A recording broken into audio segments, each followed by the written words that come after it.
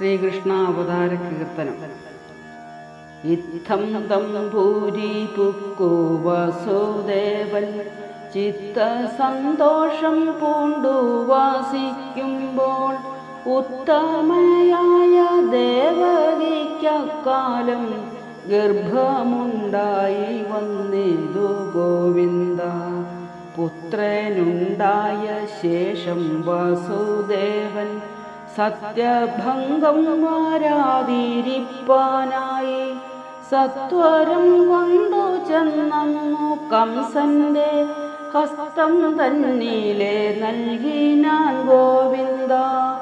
അത്യുദാരമതി വസുദേവന്റെ ശുദ്ധഭാവങ്ങൾ കണ്ടിട്ടു കംസനും പ്രത്യയം പൂണ്ടവനെ വധിക്കാതെ പ്രത്യർപ്പിച്ചു മുദാഹരി ഗോവിന്ദ.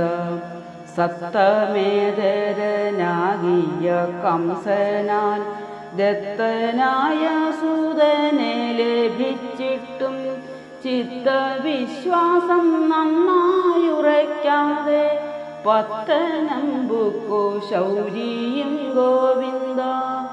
വ്യഗ്രമാനസനായ വസുദേവൻ നിർഗമിച്ചൊരു നേരമക്കംസനും സ്വർഗമാമുനി നാരദനെയപ്പോൾ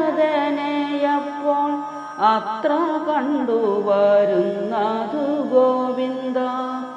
കണ്ട നേരമെഴുന്നേറ്റു കൊണ്ടു ചെന്നങ്ങിരുത്തി സിംഹാസനെ. വന്ന കാരണം ചോദിച്ച നേരത്തു മന്ദം ചൊല്ലിനാൻ മാമുനി ഗോവിന്ദ.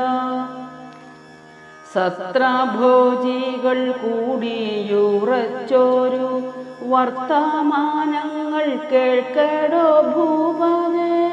മിത്രവർഗമുപകരിക്കുന്നതാപത്തിൽ വേണമെന്നുണ്ടല്ലോ ഗോവിന്ദ.